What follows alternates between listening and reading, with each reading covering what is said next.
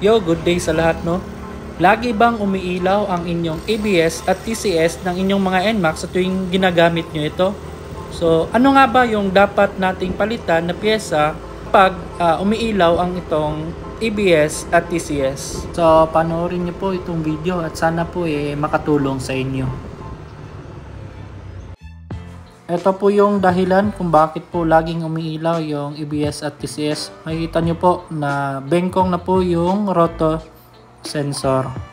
Yun, bumili na agad ako ng bago. Binili ko siya kay Sir Pablo Miguel's White GP. So, nabili ko siya ng 350 pesos only. So, ito na po yung roto sensor. At agad naman natin itong pinalitan. So, dinala ko yung NMAX ko sa malapit na shop dito sa amin.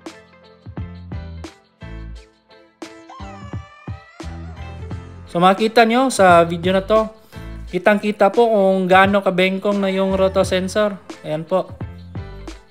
So papalitan na natin ito ng bago.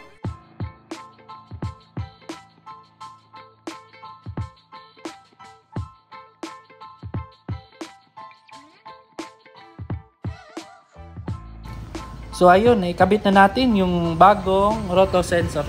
So itatry natin kung mawawala na ba yung ABS at TCS na umiilaw sa motor natin. So ayun, wala na. So makikita natin na okay na yung motor.